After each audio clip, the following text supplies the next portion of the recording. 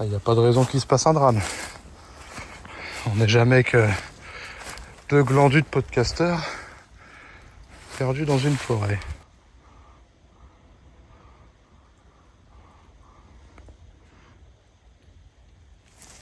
C'était quoi ça? Hélène, t'es où? Hélène?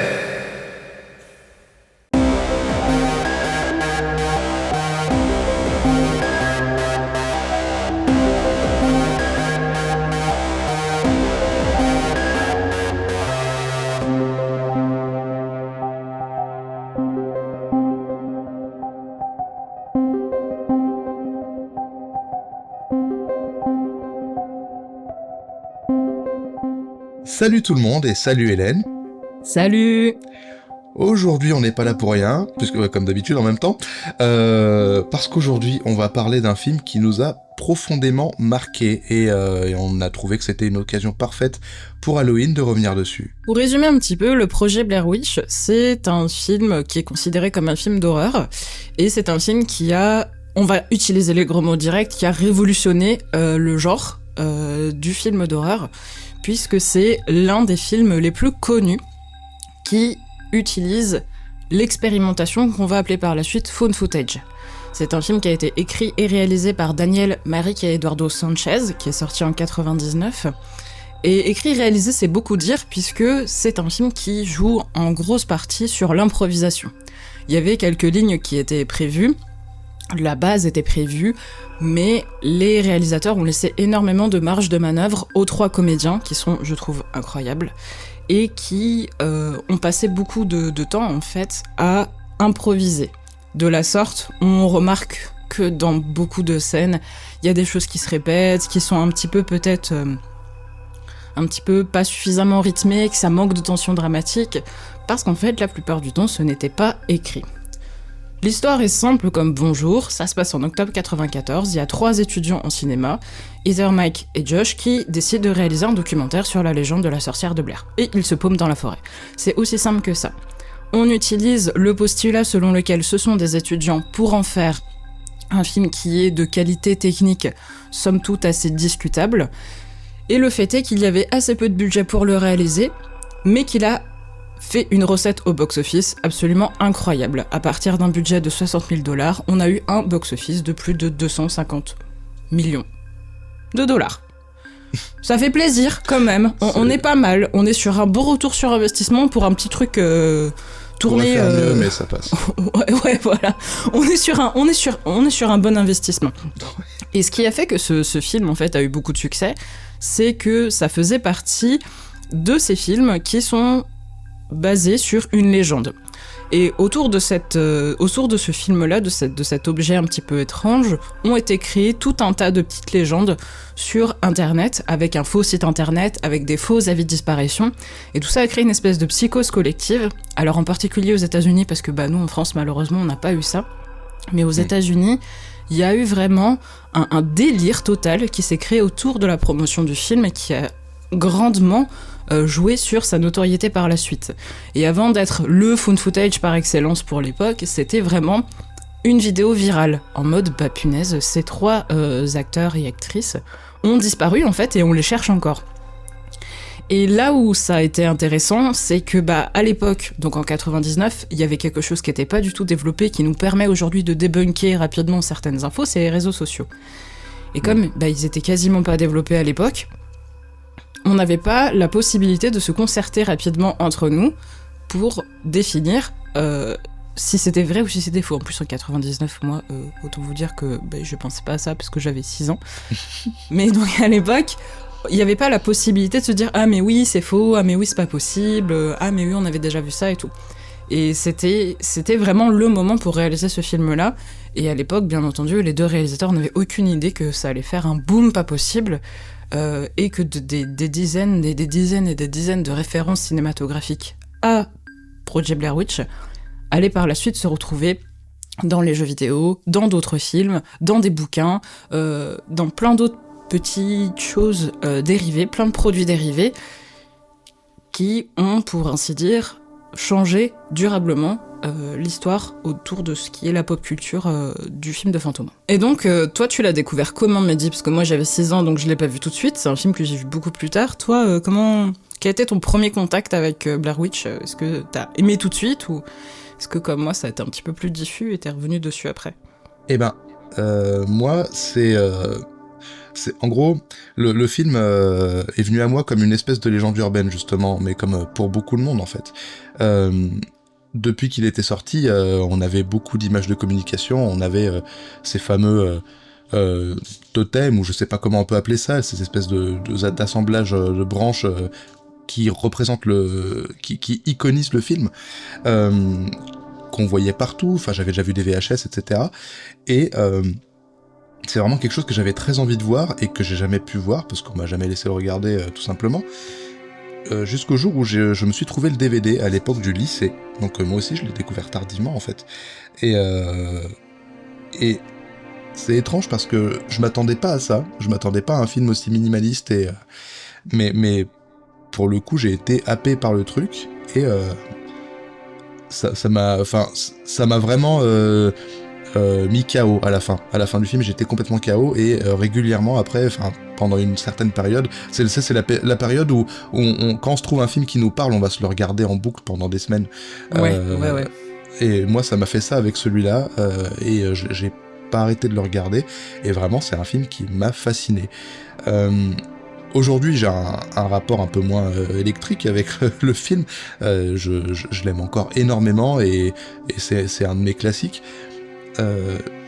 Mais bon, j'y reviens pas tous les jours. Par contre, tu vois, on l'a revu récemment là pour les besoins de ce podcast. L'effet reste le même. C'est incroyable à quel point l'effet reste le même et à quel point je me retrouve juste en boule sur mon canapé à la fin du film. C'est incroyable. Et toi, du coup, concrètement, ton rapport, comment ça s'est passé ? Bah mal au début. Enfin, pour ainsi dire, il s'est pas passé grand-chose. Je me souviens parfaitement du jour où je l'ai découvert. Je faisais une soirée avec 2 potes. C'était vraiment, je me souviens très très bien des circonstances. Il devait y avoir plein de monde et puis finalement on s'est retrouvés à 3 et au milieu de la nuit on se faisait chier. Et donc on s'est dit tiens on va regarder des films. Donc on a regardé plusieurs films. Puis celui-là est arrivé. Et il était tard dans la nuit, j'avais bu et franchement il fallait vraiment quelque chose qui puisse m'entraîner un peu. Qui puisse m'entraîner un peu. Et ce film m'a pas du tout entraîné parce que c'est la raison pour laquelle beaucoup de personnes l'aiment pas. On se fait chier, en fait, concrètement, quand on se met pas bien dedans, en mode je vais regarder un film de personnes qui se sont perdues, un faux documentaire, qui est à moitié improvisé. Le rythme est catastrophique, hein, il faut se le dire au niveau de ce film. Et puis moi, j'étais pas sensible à ça à l'époque, j'avais 15 ans, franchement, je me suis fait chier, je me suis bêtement endormie devant le film et je me suis réveillée pendant le générique, qui a une petite particularité qui vaut son pesant de cacahuètes. Je me souviens très très bien de cette musique un peu lugubre qu'il y a durant le générique. Et mon premier rapport à Blair Witch, c'était ça. C'était je me suis endormie devant tellement je me faisais chier. Le temps a passé et j'ai revu par la suite. Je suis tombée mais de manière complètement fortuite sur une critique sur YouTube d'une personne qui faisait son top des films de l'année. Elle avait son top des films qui étaient sortis cette année, donc c'était en 2016 je crois, et son top des films qu'elle avait vus cette année pour la première fois, mais qui étaient sortis bien avant. Et dedans il y avait Blair Witch, et cette personne a passé... Je vais y arriver. Prends le temps, y a pas de souci.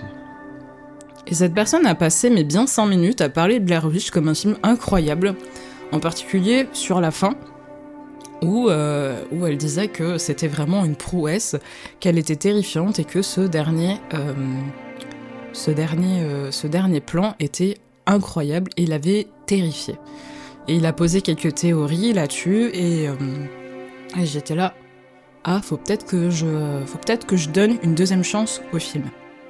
Donc, suite à ça, j'ai décidé de donner une deuxième chance au film. Je l'ai récupéré et je l'ai mis sur mon ordinateur portable et je l'ai maté tout seul Il était en anglais, d'ailleurs. La copie que j'ai retrouvée était en anglais. Je me suis dit, oh là là, je vais rien comprendre et tout. Parce qu'à l'époque, je maîtrisais pas trop. Je me suis dit, bon, allez, je lui donne une deuxième chance. Le film passe, donc effectivement, il y avait toujours ce grand manque de rythme.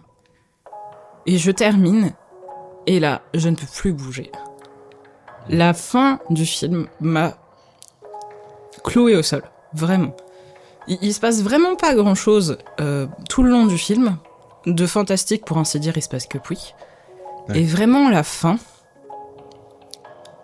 Alors que je l'ai regardée hier, et vraiment, il y a plein de défauts, elle a ce quelque chose qui te fout par terre. Ouais. C'est tellement abrupt, c'est tellement cru et authentique, enfin, ça donne une impression d'authenticité, que... tu sais pas comment réagir, tu restes là-dessus. Il y a même pas de truc, tu sais, comme c'est un film de disparition, etc. T'as même pas le petit carton à la fin, on les a jamais retrouvés, c'est tiré d'une histoire vraie, ouais. Comme il y a eu par la suite avec Paranormal Activity et consorts. Non, là, t'as rien, c'est terminé, c'est vraiment comme si t'avais le footage brut, comme le fera par la suite Rec quelques années plus tard. Et t'es face à ça, et t'as ce moment vraiment qui, moi, m'a toujours terrifié, où tu te dis... Putain, ça paraît tellement plausible que ça pourrait m'arriver à moi aussi. Ouais, carrément. Et c'est là que j'ai recommencé à donner une chance à Blair Witch et que je l'ai revu ensuite régulièrement avec mon expérience de cinéma qui se modifiait petit à petit parce que j'apprenais des choses, j'ai fait des études de cinéma, donc dans un sens ça a modifié ma perception des choses. Et je l'ai revu plusieurs fois. Je l'ai revu hier, donc pour filmer ce podcast. Et je me suis dit que, voilà, il y avait plein de trucs qui allaient pas. Mais ce qui est resté ancré en moi, c'est pas un film qui fait peur. C'est pas un film qui fait peur, mais c'est un film qui met mal à l'aise. Ouais. C'est rien de plus qu'un film d'1h15 sur des personnes qui se perdent en forêt. Et ça peut arriver à n'importe qui aujourd'hui, d'avoir l'impression de tourner en rond. Enfin, il n'y a pas besoin d'une sorcière, en fait, pour se perdre en forêt aujourd'hui, c'est ça le pire. Et c'est vraiment tout ce côté avec les personnages qui tournent en rond, qui deviennent complètement tarés, qui finissent par halluciner à la fin, alors qu'il n'y a pas un pet de fantastique. Ça se trouve, les mecs, ils se sont juste perdus comme des teubés, en fait. C'est ça. Mais c'est vraiment à la toute fin qui a ce truc qui rend le jeu des acteurs et de l'actrice vraiment génial, je trouve. Et ce dernier plan... où tu dis, il n'y a rien eu pendant 1h15, il va y avoir un truc, c'est pas possible, là, ça y est, et non, il n'y a rien, quoi. Ouais. Et tu restes sur ta faim, et en même temps, tu dis, non, ça aurait pas mérité davantage. C'est pour ça que je trouve que les suites complètement illogiques, en fait. Oui. Même si je les ai pas détestées. Mais je les trouve un peu illogiques. Mais tu vois, c'est ça qui est particulier, c'est que tu me disais qu'il n'y a rien pendant tout le film, et à la fin, c'est là où tout se révèle. Il y a quand même des choses qui sont totalement inexplicables et qui font frissonner. Enfin, genre, tu vois, la scène de la tente, mais ouais. Moi, elle me terrifie à chaque fois. Ah ouais? Ah, mais le coup des rires d'enfants qu'on entend de l'autre côté de la tente et pendant que ça bouge et tout, là. Moi, je sais pas, moi, ça marche. Ça marche. Je sais pas toi, mais moi, ça marche pas mal, quoi. Alors moi, c'est pas tant le passage dans la tente qui me fait quelque chose, c'est le moment où ils sortent, où ils décident de sortir. Alors qu'ils disent, oh là là, il faut surtout pas qu'on sorte parce qu'ils caillent, parce que j'ai pas mes pompes, parce que... Et c'est le moment où ils sortent. C'est ce qui me touche un peu plus à chaque revisionnage, c'est cette perte croissante de confort. Oui. Le confort de ne plus être sûr de rien, le confort d'être trempé, parce qu'il flotte tout le temps, c'est humide, le confort de... la première chose que dit Heather quand il sort de la tente, c'est « Attendez-moi, j'ai pas fait mes lacets ». C'est un truc très con, c'est un truc qui pourrait presque être très drôle. Ouais. Et très comique. Et là, juste, c'est désespérant. La meuf, elle fait plus ses lacets. Elle a pas le temps de faire ses lacets tellement elle est terrifiée par ce qu'il est en train de se passer. Et ça se met sur plein de petites choses dans le film. On en reparlera de toute l'intro que j'oublie à chaque fois parce qu'il se passe pas grand chose, mais qui est très très importante quand on le revoit par la suite. Et c'est toutes ces petites choses. À un moment donné, ils reviennent, ils finissent par revenir quand ils, après avoir couru toute la nuit. Je sais pas comment ils se sont reperdus et comment. Ça aussi, c'est illogique, tu vois. Ils se sont perdus, il fait noir, ils ont rien pris. Ouais. À la fin, il y a plus de batterie, je sais pas quoi. Entre parenthèses, putain, mais jamais les batteries de caméra DV ça dure autant de temps en fait. C'est pas possible. Donc bon, bref. illogique, c'est pas grave. C'est pas grave, on aime le film quand même, mais comment ils arrivent à revenir à la tente le lendemain, ça aussi c'est illogique, mais bon, c'est pas grave. Mais quand ils reviennent, ils disent juste putain, on a volé mon sac. Genre, c'est tout ce qui leur reste. Tu vois, tout ce qui leur reste, ce sac, on leur a pris. Même ça, on leur a pris. Et finalement, la dernière chose qui reste, c'est la fameuse caméra qu'ils gardent à la main. Et où il dit, bon, allez, on arrête de filmer, c'est bon, j'en ai marre. Et Heather dit, non, on prend la caméra, c'est le dernier, c'est tout ce qui me reste. Ce film, c'est tout ce qui me reste. Et c'est petit à petit, tu vois leur possession qui s'étrécissent. Au début, il y a plein de bouffe, il y a une profusion de réserves, ils ont une voiture, enfin, toutes ces petites choses très simples qui se réduisent petit à petit à peau de chagrin, jusqu'à ce que sur la fin, pour se réconforter, Heather, elle recoue son pantalon dans la tente à la lampe torche. Et les mecs lui disent, mais je comprends pas comment tu peux faire de la couture sous une tente à ce moment-là. Et elle fait, écoute, tout le réconfort est bon à prendre dans l'état dans lequel où je suis. Et c'est tellement vrai, enfin, c'est tellement authentique. Le plus important, c'est pas qu'on les blesse, c'est pas qu'on leur fasse peur, c'est pas qu'on leur fasse du mal. C'est que peu à peu, on leur retire tout ce qui fait d'eux un groupe, tout ce qui fait d'eux l'équipe qui était là, leur toute petite famille, on va dire ça, qui fait qu'ils étaient soudés. Et à la fin, on finit par leur retirer Josh, par exemple, qui était quand même un bon ancrage, parce que entre Mike et Heather, ça va jamais trop. Josh, ça restait quand même l'ancrage qui faisait tenir le trio debout. Et moi, ce qui, justement, dans cette scène de la tente, ce qui m'a le plus marqué, c'est le fait qu'ils se séparent. Ils arrivent à se rapprocher, pour un illogisme scénaristique, parce que sinon le film s'arrête. Et c'est tous ces petits trucs très très simples, en fait, qui rendent, à mon sens, le film vraiment pas terrifiant, mais malaisant. Et tu sais pas, en fait, ce qui se passe à chaque fois. C'est pas explicable, c'est juste irritant, agaçant. Il y a un autre plan qui est assez marquant. Josh se fait capturer et ils déposent un paquet de branches à un moment donné à côté du camp, avec dedans un morceau de Josh. Je n'ai jamais su ce que c'était. Juste un morceau plein de sang. Et tu sais pas ce que c'est à l'intérieur. Et ça m'agace, moi, de pas savoir ce que c'est. Tu te penches, tu décortiques, tu te dis, c'est quoi ce truc ? Je me suis toujours dit que c'était des dents, mais j'étais pas sûr. Alors, j'ai jamais compris si c'était des dents, si c'était une oreille, si c'était un morceau d'organe quelconque, un morceau d'oreille, un morceau du scalp. Je sais pas ce que c'est. Mais juste à la fin, en fait, t'es tellement crispé que t'es partagé entre « Ah putain, ça y est, enfin un truc grave qui arrive », et en même temps « Mais putain, c'est encore plus abscon, c'est de pire en pire à chaque fois. » Et c'est ces petites choses toutes simples qui... En fait, Blair Witch est un film irritant. À bien des égards, c'est un film irritant, c'est un film agaçant. Parce que tu te dis, punaise, quand est-ce qu'il va se passer un truc ? Et punaise, pourquoi ils arrêtent pas de s'engueuler et tout ? Et moi, vraiment, ce qui me reste en tête, c'est le jeu de chacun des acteurs. Et Heather, elle est poignante quand elle se met à pleurer parce qu'ils se rendent compte qu'ils tournent en rond et qu'ils retrouvent le même arbre. C'est déchirant. Et à chaque fois, elle essaye de se rappeler que tout va bien parce qu'ils sont en vie. Ils perdent tout, hein.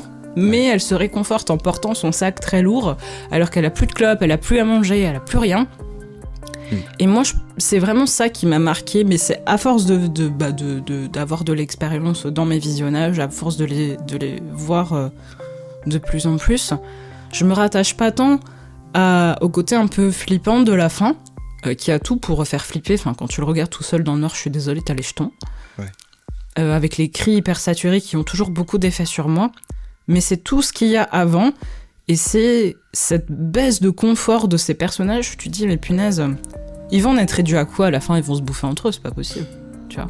Mais tu vois, ce côté irritant là que tu soulèves, c'est quelque chose qui oui, m'a vraiment marqué et qui me choque à chaque visionnage, parce que en fait, comme tu le dis, le sel, enfin même le cœur de ce film, c'est pas tout l'aspect fantastique, parce que finalement c'est minime ça, c'est plein d'éléments, même dans la technique en fait, qui font que ça va ça va nous crisper.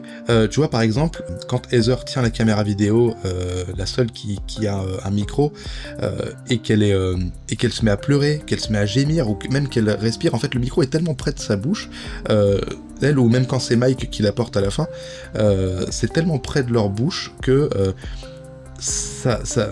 vraiment, ça nous chiale dans les oreilles et c'est ultra perturbant en fait. Moi je sais pas, moi ça me entendre des râles, des pleurs comme ça, c'est ultra anxiogène et je trouve que le film joue énormément là-dessus parce qu'on a vraiment un son qui se passe sur 2 niveaux de profondeur. T'as vraiment la voix de la personne qui filme qui va vraiment parfois te péter les oreilles quoi, quand ça pleure, mais ça vraiment ça te prend la tête et t'as les autres qui des fois en même temps sont en train de gueuler ou sont en train de se lamenter ou sont en train de voilà, ou de parler et qui sont beaucoup plus lointains parce que le micro est pas de très bonne qualité et il y a vraiment un côté où concrètement t'es là avec les personnages parce que t'as pas le choix, t'es littéralement en train de subir tous les sons de lamentation que t'entends pendant tout le film quoi et ça joue vraiment sur ce côté anxiogène quoi. Oui, complètement. Et je trouve que, justement, tu parles du son. Je pense qu'on peut passer un peu de temps sur le son et sur, d'une manière générale, la technique qui impacte beaucoup la mise en scène du film. Au niveau du son, on est vraiment sur quelque chose de très déstabilisant qui... Alors, c'est l'analyse un peu facile, hein, mais je pense qu'il faut le dire. Ça bouleverse les rapports spatiaux qu'on peut avoir. Du début à la fin et surtout à la fin, quoi. Ouais. Absolument. Parce que oui, ce qu'il faut savoir aussi, c'est que le film donc est filmé avec 2 caméras. Il y a une caméra Super 16, donc en pellicule, qui va être en noir et blanc, et qui n'aura pas de son dédié absolument, en fait. Celle-là, à la base, elle est muette, et c'est Mike, avec son DAT, avec son matériel de son, qui va combler et faire les prises son. Et il y a une autre caméra, qui est la caméra vidéo, qui, elle, va avoir un micro de basse qualité, mais qui aura un micro intégré. Et en fait, c'est ultra malin d'avoir fait ça, parce que concrètement, c'est étrange pour un documentaire de prendre 2 caméras avec une en couleur, une en noir et blanc. Enfin, tu te demandes comment assembler ça dans un montage pour un documentaire, même si ça c'est déjà fait, mais bref. Mais là, en fait, c'est vraiment un moyen pour nous de nous repérer, de savoir qui porte la caméra et surtout de savoir où se trouve une caméra par rapport à l'autre, etc. Et donc vraiment, pour un film aussi techniquement bordélique que celui-là, je trouve que c'est une idée de génie d'avoir utilisé cette astuce pour nous permettre de nous y retrouver. Complètement. Même si à la fin, je trouve que c'est difficile. Quand il en reste plus que 2, alors qu'il en reste plus que 2, donc ça devrait être plus simple, j'avais du mal à me repérer parce que effectivement je crois que c'est Mike qui a le son tout du long, donc il a les 2 prises son parce que c'est parce que c'est lui qui prend le caméscope. En fait, concrètement, en fait, à la fin, Mike n'utilise pas son matos son parce qu'il a pas le temps. Il a juste, en fait, ils ont juste leurs 2 caméras et donc le seul son qu'on a, c'est celui de la caméra vidéo qui porte en fait. Oui, donc c'est hyper perturbant parce que les 2 ont un discours très décousu parce que ils sont morts de trouille. On entend Josh, mais je sais pas d'où on l'entend. Est-ce qu'on l'entend vraiment ? Enfin, c'est toujours pareil. Et tous ces éléments font qu'on perd complètement la notion de spatialité. Notamment parce que les raccords sont complètement illogiques. À un moment, Heather, elle doit être devant Mike, et puis après elle se retrouve derrière Mark, et puis après elles sont séparées. Enfin, c'est complètement illogique, tu comprends pas ce qui se passe, et c'est là que tu te dis « Ah oui, mais en fait, c'est vachement important, en fait, C'est vachement important, en fait, tu sais, je me fais des bonnes répétitions, là, c'est merveilleux. C'est super important de bien suivre les axes des raccords quand des personnages te regardent et se suivent. Parce qu'en fait, quand tu les suis pas, et c'est là qu'on a vraiment le côté film d'étudiant, on est complètement perdu. Et ça joue avec, comme t'as dit, le fait que c'est Mike, en fait, qui garde le son avec lui. Parce que il y a des moments où, spatialement, en fait, Heather est trop loin pour être entendue. Et à la toute fin, le plan de fin est inexplicable. Parce que, donc, il a lâché sa caméra, elle est par terre. Et donc, ça s'explique, mais pas dans la narration même, parce que tout va tellement vite en fait que tu raccroches pas les wagons. On sait qu'il a lâché sa caméra, donc elle passe théoriquement devant, et ce qui fait que quand on voit Mike de dos dans ce plan qui est devenu très célèbre, et elle qui se rapproche avec la caméra 16, elle se rapproche de lui, mais le son s'éloigne. Ouais. Et on sait qu'elle lâche la caméra, mais on sait pas ce qu'il advient d'elle. D'ailleurs, on sait pas ce qu'il advient de qui que ce soit. Ouais. Et tout ça est vraiment perdu, et tu te dis, bon, est-ce que le monstre va apparaître devant la caméra ? Ce qui est le cas, je crois, par la suite dans les autres, et ce qui les rend pas très intéressantes d'ailleurs à ce sujet.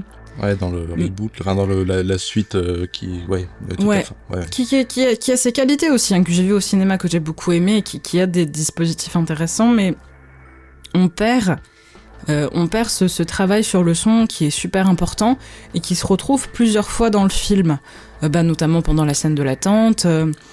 Le son, c'est la dernière chose qui reste dans beaucoup de moments parce qu'ils ont peur de se faire voir, donc ils coupent les lumières, ils coupent les caméras. Elle dit ah oui, non, je peux pas laisser la caméra allumée parce qu'il faut la lampe et machin, on n'y voit rien, donc prends le son. Et je crois que c'est Mike ou Just qui dit non, on prend pas le son, on capture l'image, il faut capturer l'image. Ouais. Et jusqu'à la fin, c'est l'image qui a le plus d'importance. Heather est catégorique. S'il se passe un truc, il y a une échelle très, très étudiant de cinéma pour le coup. Il y a une échelle hiérarchique entre... tu le vois pas, mais je fais des petits signes là. D'accord. Tu vas t'éclater quand il va monter. On dirait pas, mais il y a une échelle de hiérarchie entre le caméscope et la caméra 16. Et Heather est vraiment le stéréotype de cette étudiante en cinéma qui fait chier, tu vois. Qui dit oui, je fais gaffe que t'as bien chargé la caméra, que t'as bien chargé le magasin, que t'as bien cadré. Oh là là, je suis très étonnée que tu te débrouilles si bien, Mike. Vraiment, elle est insupportable au début. Ouais. Et Josh le lui rend bien sur la fin du film, quand il la harcèle. Même si elle le mérite pas, mais vraiment, il y a un rapport de force qui se retourne. Ouais. Et elle dit régulièrement s'il se passe quelque chose, je veux que ce soit enregistré sur le 16. Je veux que ce soit enregistré en pellicule. Comme si le caméscope, alors que le caméscope, lui, on a la couleur et on a le son, on a quand même plus de matériaux qui sont exploitables si jamais il y a un souci, et on est bien content d'avoir le caméscope des fois parce que la caméra 16, elle est lourde, elle est en noir et blanc, enfin il y a plein de trucs qu'on voit pas, ce qui donne d'autres aspects intéressants, c'est pas le propos. Mais ce qui donne le plus de matériaux possible, c'est en fait celui qu'elle va négliger. Elle veut garder ça sur pellicule, elle veut garder ça sur la caméra comme si le 16 c'était le matériau noble de l'étudiant en cinéma qui fait que le numérique c'est pourri. Et Josh est le seul qui le sait ça. C'est le seul qui s'en rend compte parce que, et j'avais oublié cette scène, je l'ai revue hier, il filme avec le caméscope Heather en gros plan et il lui dit ça t'arrange bien en fait qu'on filme tout ça, que tu t'arrêtes pas de filmer, je comprends pourquoi tu te raccroches à ça parce que en fait tant que tu vois ça à travers ta caméra, tu peux te convaincre que ça a été mis en scène et que c'est pas réel. Ouais. Que le film est une illusion de la réalité. Et ça, pareil, c'est un discours très étudiant de cinéma. Ah oui, ce que tu vois n'est pas vraiment la réalité. C'est une impression de cette réalité. On appelle ça un instantané en théorie du film. Enfin, y a vraiment le côté un peu dramatique, tu vois. Absolument. C'est la vérité, mais c'est pas la vérité, en fait. Mais là, et là, vraiment, on sent qu'il y a vraiment une ironie par rapport à la technicité du film, où Josh se rend compte vraiment que le problème sur lequel ils essayent d'enquêter est plus gros qu'eux. Ouais.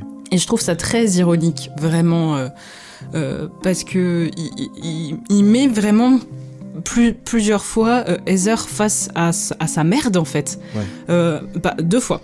Avec le caméscope, où il lui dit ça, et avec, je crois que c'est la caméra 16, ou peut-être pas, remarque, peut-être c'est avec le caméscope, mais c'est 2 lumières différentes. Et où il lui dit, voilà... on fait ton film, vas-y, c'est bon, je suis motivé, donne-moi plus, et il l'a fait chialer et tout. Ouais. Et ça énerve Mike. Et c'est vraiment le moment où il se retourne et il lui dit tu vois, quand ton film ça fait chier en fait. C'est parce que eux aussi ils se rendent compte d'un côté que filmer c'est tout ce qu'il leur reste à faire. Et je trouve ça vraiment grinçant que ils ont la dalle, ils ont froid, ils sont fatigués et malgré ça, ils se raccrochent au fait de filmer. au fait de provoquer l'autre pour avoir une interaction. Et parce que s'il n'y a plus d'interaction, en fait, il se passe plus rien.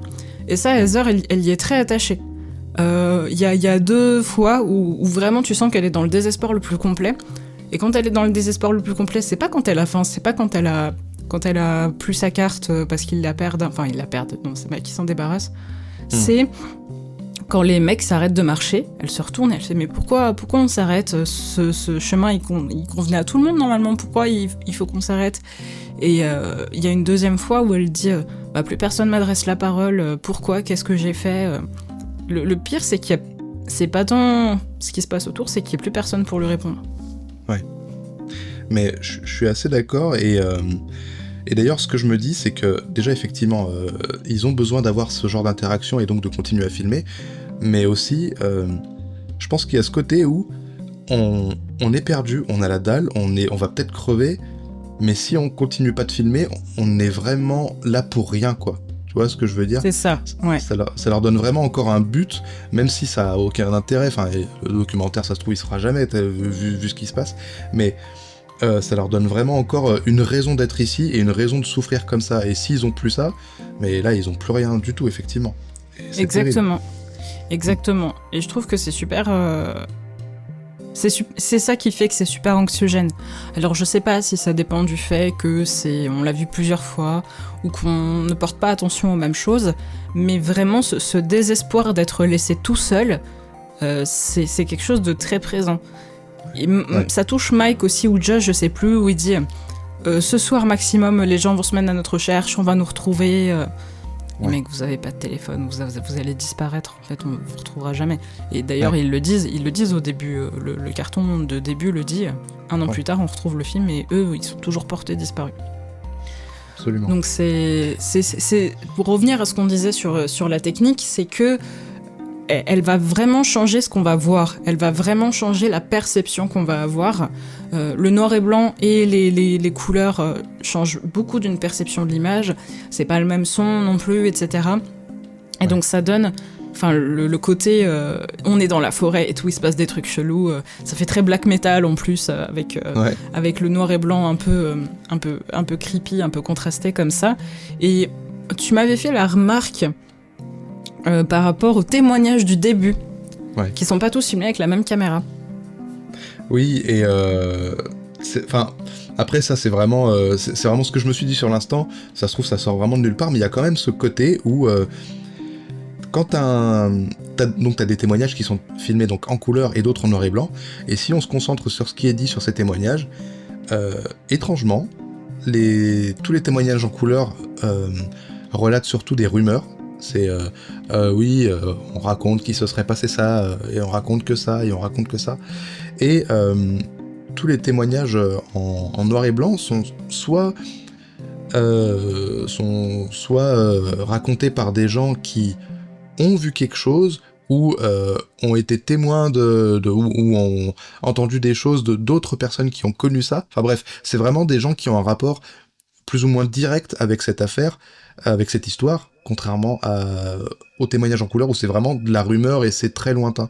Et je me suis demandé si même à l'époque, quand les réals ont fait le film, s'il n'y avait pas de leur côté aussi une espèce de différence de jugement de valeur entre les différents supports. Je sais pas si tu vois ce que je veux dire.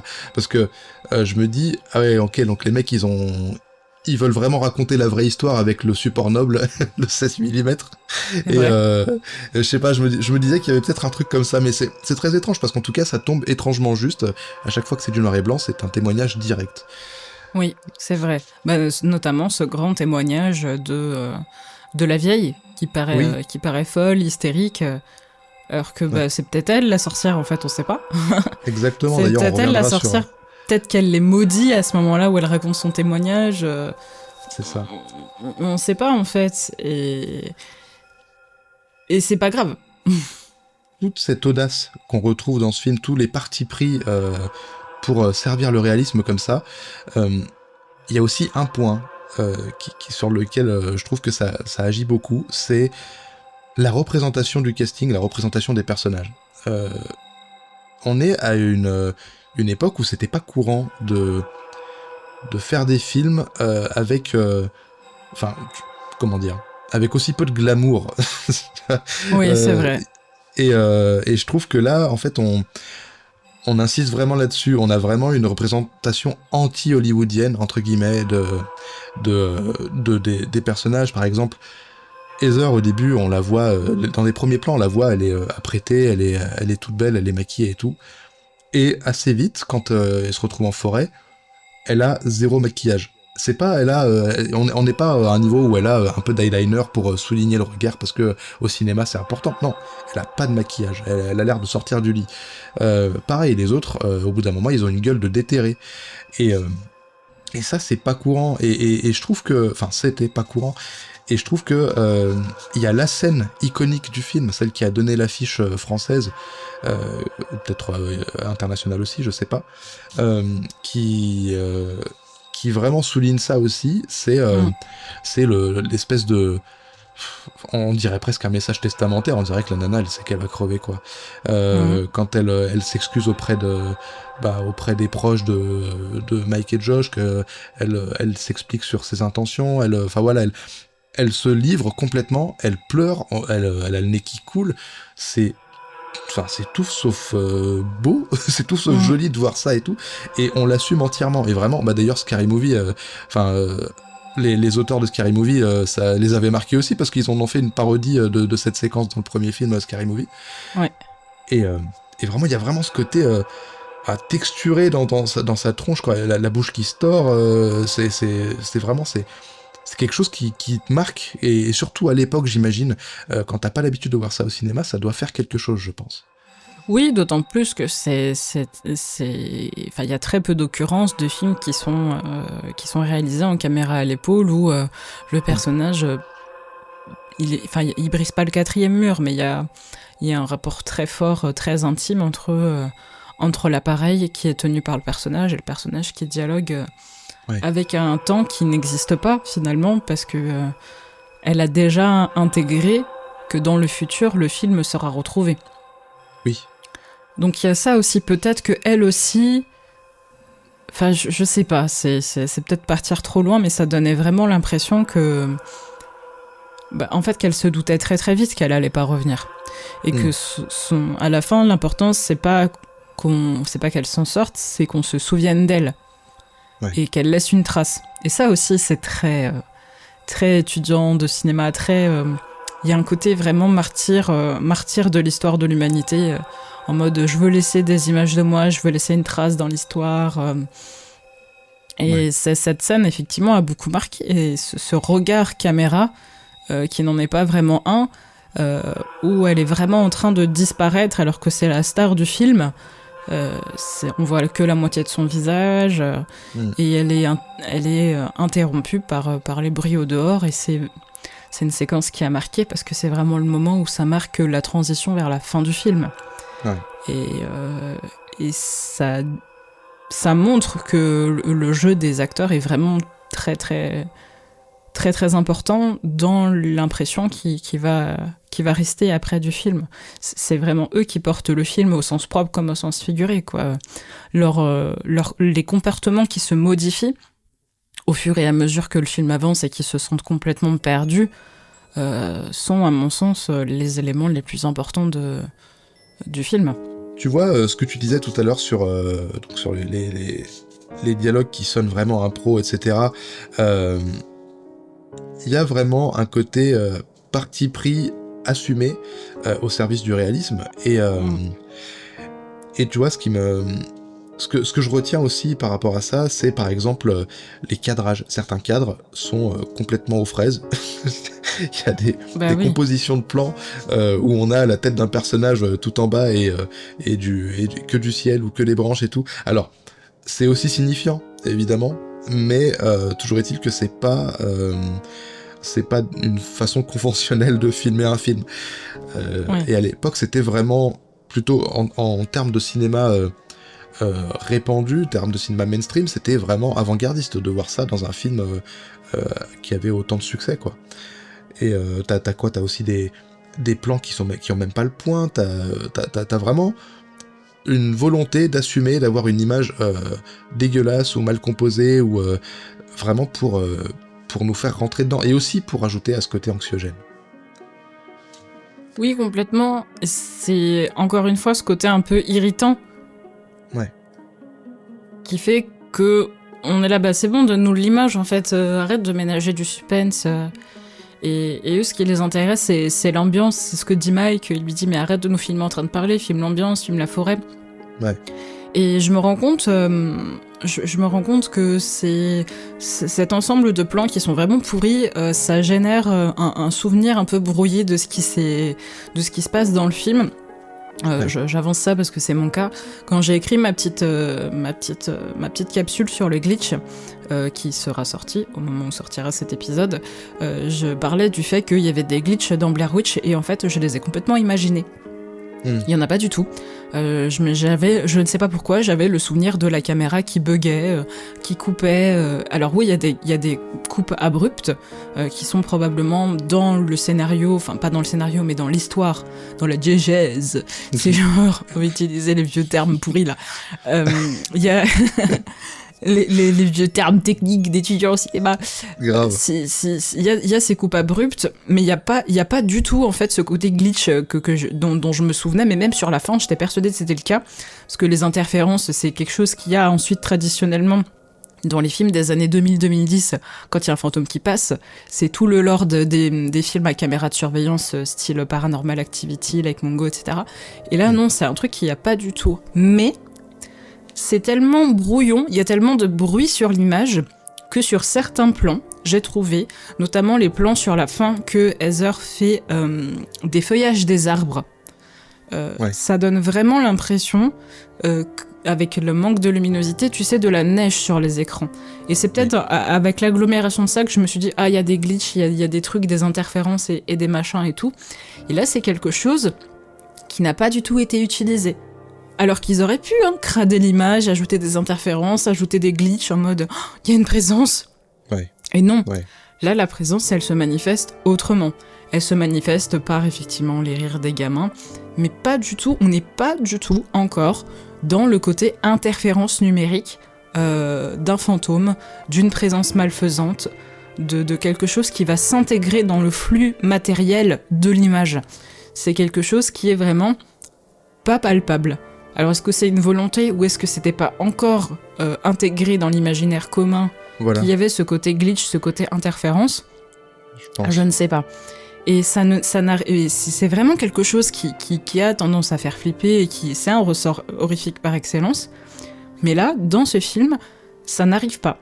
Il n'y a pas d'interférence sonore, il n'y a pas d'interférence d'image, il n'y a pas la caméra qui se coupe. Le seul vrai glitch entre guillemets qu'il y a, c'est à la fin. Le dernier plan avec la caméra 16 parce qu'il n'y a pas assez de lumière. Bêtement, c'est ça. Et c'est le plan le plus flippant. Et c'est peut-être pour ça qu'il a autant de force, c'est parce que c'est pas arrivé du tout dans le film, et on en est presque à se cacher, tu sais, derrière les rideaux d'interférences qu'il y a, où l'image essaye de se composer, mais elle y arrive pas. On se dit, bon, on voit peu, c'est en tout petit, donc on verra pas, ça fera pas peur. Tu vois, c'est vraiment ça. Et il y a rien. Et le peu qu'on voit, c'est du vide. Tu vois, ce que tu me dis aussi sur en fait, ça fait 2 fois enfin même plus de 2 fois qu'on revient sur ce plan, et le plan de fin. Et moi, ce qui me fascine dedans, c'est qu'en fait, enfin, personnellement en tout cas, tout ce qui me terrifie dans ce plan, c'est effectivement ce qu'on ne voit pas, mais surtout ce qui fait écho aux histoires du début. En gros, tu sais, donc il y a un témoignage au début où on raconte qu'il y avait quelqu'un qui a tué 7 enfants, il les emmenait dans sa cave, il les emmenait 2 par 2, il en mettait un contre le mur, il en butait un, et après il butait l'autre, parce qu'il supportait pas qu'on le regarde. Et là, en fait, concrètement, ça fait écho à ça, et c'est ça qui me terrifie, c'est quelle est la force, qu'est-ce qui a pu se passer pour que Mike renonce à tout libre arbitre et face au mur, alors que, l'instinct de survie ferait qu'il ferait tout pour s'en sortir. Il est pas braqué par un flingue, il y a pas ce genre de truc, il est pas juste, il a plus de volonté de survivre, il est là parce que une force lui a dit, tu regardes le mur et tu bouges pas. Et c'est vraiment quelque chose qui me terrifie. Qu'est-ce qui a pu se passer à ce moment-là, juste avant, pour qu'il se retrouve coincé là et qu'il ne bouge pas de lui-même, quoi. Et... Alors, j'ai une théorie. Ouais. Elle est pas drôle. J'ai une théorie, c'est que soit il a sombré vraiment complètement dans la folie, ce qui explique qu'il a jeté la carte à un moment donné, qu'il arrête pas de râler et tout. Et j'ai une autre théorie qui a très peu d'arguments, mais bon, et j'y pense quand même, c'est que c'est lui qui les a perdus. Qui les a perdus. D'accord. Que dès le départ, en fait, c'était lui qui était là pour les emmener, pour les perdre. C'est pour ça qu'il jette la carte, par exemple. C'est Mike qu'elle suit dans la maison. C'est Mike qui garde la caméra à la fin. Effectivement, c'est Mike qui se met contre le mur à la fin, et c'est lui qui mène la course à la fin. Il n'est pas spécialement proche de Josh. Ils se connaissent à peine. Ils se rentrent dedans, ils se frappent, ils se disputent. Alors qu'il y a un lien plutôt sympa qui se crée au fil du temps avec Heather, avec Josh, enfin il n'y a rien qui justifie qu'ils partent à sa recherche et tout comme ça. Ouais. Et à la fin, c'est lui qui les dirige dans les sous-sols. Et je me dis, peut-être, il faudrait analyser le film en détail, hein. Peut-être que je suis complètement à côté de la plaque, mais le fait de l'avoir revu, je me dis, putain, est-ce que c'est pas lui qui les a perdus pour de bon, en fait, et qui les a amenés, en fait, là, qui s'est mis contre le mur en mode, bah voilà, ça y est, et elle va se faire buter. Voilà, ça c'est une première interprétation. Et l'autre que j'ai, c'est que, tu l'as dit justement, il aimait pas qu'on le regarde. C'est quelque chose qui est repris dans le reboot, où le but est de ne jamais regarder directement en fait la sorcière. Et il y a un plan terrifiant où il y a un des personnages dans le reboot qui utilise le retour caméra comme une espèce de... Comment on appelle ça ? Comme un rétroviseur. Moniteur, quoi, ouais. Comment on appelle ça ? Ouais, bref, pour voir. Et il y a un mouvement qui fait qu'il la voit, mais pas directement, donc entre guillemets, ça va. Ouais. Et peut-être que justement, il se met contre le mur à la fin pour éviter ça. Parce qu'en plus, il est dans le noir. Et je sais pas comment la caméra 16 arrive à capter une quelconque image, alors que vraiment, à la fin, ils sont dans le noir complet. Ouais. Et peut-être que c'est justement pour ça qu'il se met comme ça contre le mur, et que c'est elle qui a vu quelque chose qui n'a pas été capté par la caméra, et qui fait que la caméra tombe. Je sais pas. Et tu vois, on a parlé rapidement de Heather qui semblait consciente du sort qui les attendait. On a rapidement abordé le cas de Mike, qui avait un comportement assez étrange aussi tout du long. Et je trouve que c'est aussi la sève du film, c'est qu'il s'agit d'un film blindé de pistes.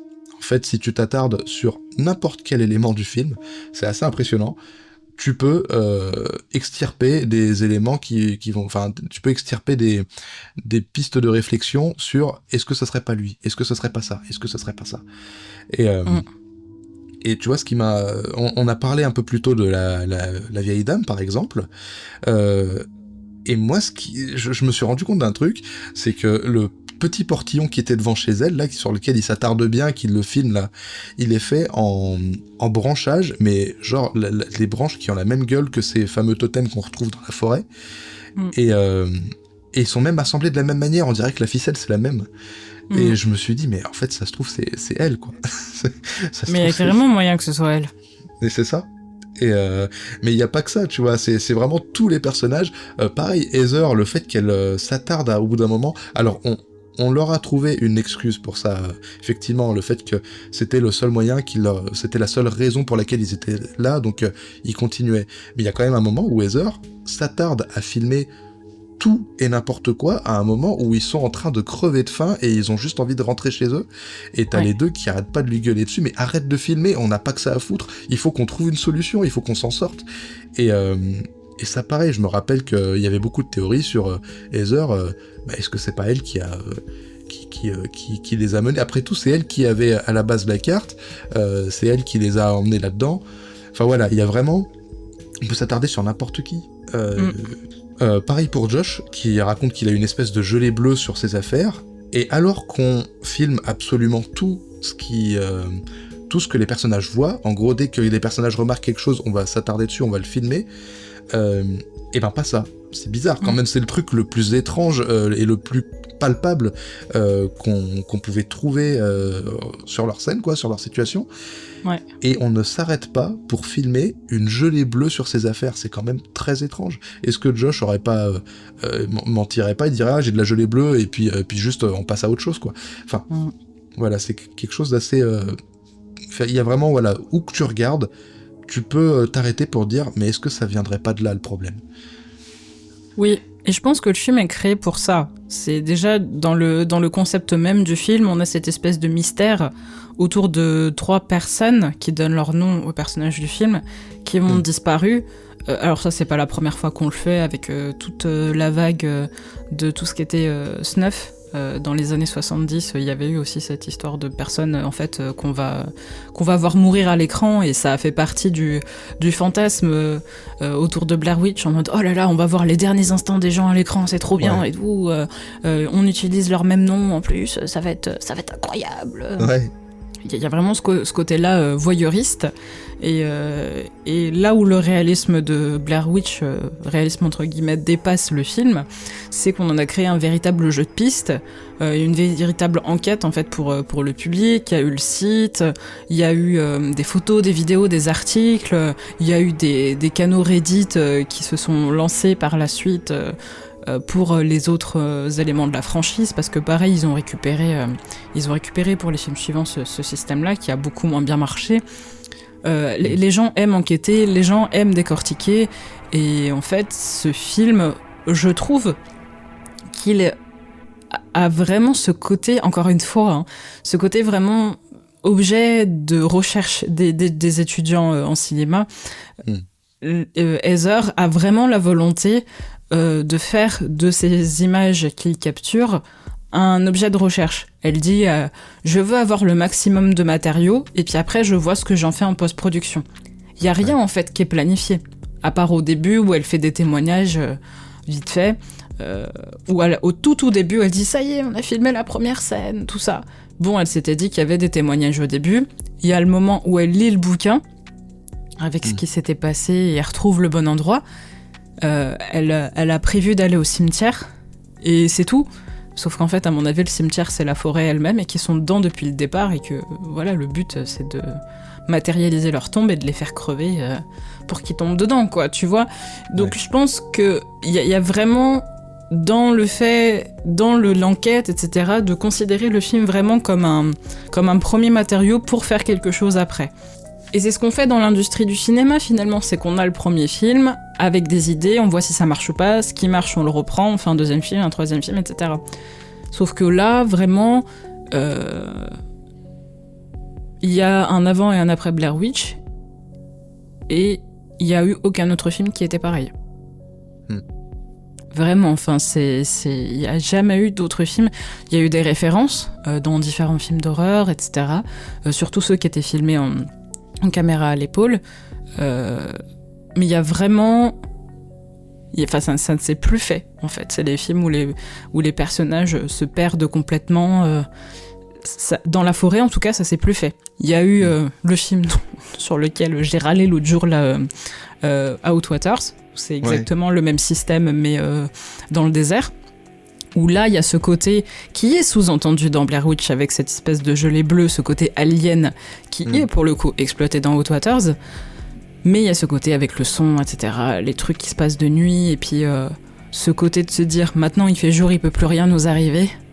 Enfin, c'est vraiment... Le défaut principal que je trouve dans ce film, c'est qu'il y a une volonté de poser des bases fantastiques à quelque chose qui tient très bien sans. Mais ça permet aussi de donner un prétexte, un bouc émissaire sur lequel placer des événements qu'on peut pas expliquer. Et là où je trouve que c'est intéressant, c'est que ça s'explique pas. Tout ce qui passe, ça s'explique pas. Juste, des fois, il y a des gens qui disparaissent et on les retrouve jamais. Et soit c'est arrivé parce qu'il y a un tueur en série, soit parce qu'il y a une autre puissance, soit parce que juste ils se sont perdus, les gars. Est-ce que c'est un film au service de l'ARG ou est-ce que c'est un ARG au service du film? Tu vois, il y a vraiment ce côté. Aujourd'hui, on se poserait plus. Non, mais en vrai, moi, je trouve que la question elle se pose parce qu'à l'époque, en fait, ce que je me demande, c'est est-ce qu'ils ont pensé que cet ARG aurait autant de place dans la légende du film, en fait. C'est ça que je me demande, en fait. Est-ce que ils ont fait ça juste pour faire une promo, et parce que ça c'était une promo de génie, ou est-ce que, tout simplement, ils se sont dit, on va faire un film et on va faire un immense jeu d'enquête, ça va tout être interconnecté, comme aujourd'hui on le penserait. Mais est-ce qu'à l'époque, ils ont pensé ça comme ça? Non, je pense pas qu'il y avait cette culture de l'ARG à l'époque, hein, pour le coup. Alors après, je m'y connais pas bien dans l'histoire de l'ARG, je pense qu'il y en a eu d'autres avant, mais clairement, ça s'est développé avec les réseaux sociaux. Ouais. Et plus ils se sont développés, plus c'est devenu compliqué de faire des ARG. Quoique, il y a eu l'ARG de la Cam Cruise qui a explosé aussi. Les gens se sont éclatés dessus avec TikTok, etc. C'est devenu un documentaire qui a été produit par Shadows et qui est disponible sur la plateforme. Hop, le placement de produit. Ouais, j'avoue, placement de produit gratuit, on est vraiment des mauvais commerciaux. Hein. Grave. Shadows, sponsorisez-nous s'il vous plaît, on a des factures à payer. Je pense que c'était vraiment de la promo, une promo qui a été réutilisée ensuite 2-3 ans plus tard pour faire Paranormal Activity. Ça a été exactement le même délire. Ce côté vraiment, les gens ont disparu, venez, on les retrouve. Et c'est symptomatique d'un type de film qui est franchement c'est chouette. C'est vraiment une manière d'aller au-delà du film et de vraiment s'en servir comme base de quelque chose. Pour créer une œuvre qui dépasse ce qu'on va voir sur l'ordinateur ou au cinéma selon où on la regarde. Et le fait que le film puisse se déplacer sur plusieurs sources, sur plusieurs dispositifs, ça montre qu'il va durer, en vérité. Et c'est la raison pour laquelle aujourd'hui Blair Witch, 25 ans plus tard, on en parle encore. D'ailleurs, pour l'anecdote, alors bon, j'ai pas vu de nouvelles, mais en me renseignant sur le film, il paraît qu'il est censé ressortir pour les 25 ans, donc cette année. Il était censé ressortir ce mois-ci, mais bon, on n'a pas entendu parler. Ouais, et en fait, justement, la démarche, c'est aussi de réhabiliter le casting qui s'est fait complètement spolier. Enfin, c'est vraiment le casting. On a essayé de les faire passer pour morts pendant quelques années, forcément pour faire jouer la légende et tout. Mais depuis, ces gens n'ont pas eu la carrière qu'ils auraient mérité avoir en fait. Et en gros, apparemment, ils se seraient vraiment fait avoir dans l'histoire parce que même financièrement, ils n'ont pas eu grand chose quoi. Et apparemment, la ressortie était censée leur rendre un peu justice aussi. Mais j'en ai pas entendu parler plus que ça. Ah oui, c'est vrai, je vois. 25 ans après, l'un des films les plus rentables de tous les temps fait son grand retour. Voilà. 25 ans après, les acteurs de l'un des films les plus rentables de tous les temps n'ont presque rien touché. Ah ouais. Voilà. Ouais, c'est vrai que... Voilà, donc espérons que ça se fasse, hein, parce que là pour l'instant j'ai rien vu passer. Mais bon. 2026 dit Allociné, donc... Ah, 2026 du coup ? Ok. Écoute, on verra, on aura peut-être des nouvelles. En tout cas, Hélène, merci beaucoup pour ce temps passé avec moi, et c'était génial de discuter de ce film et d'échanger là-dessus. C'était trop cool.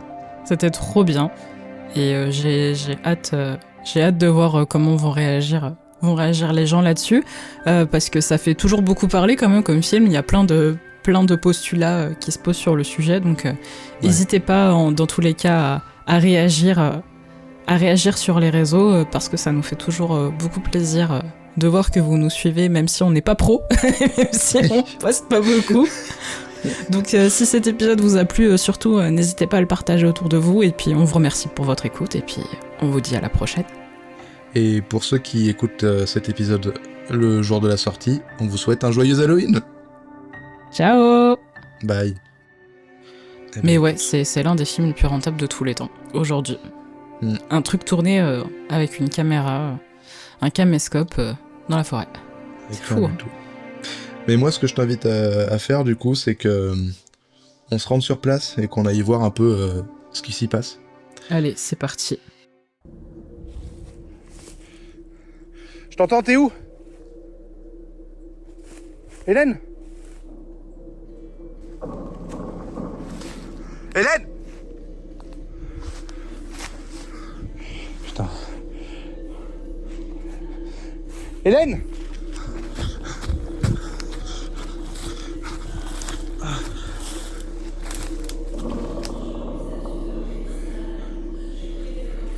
Je t'entends.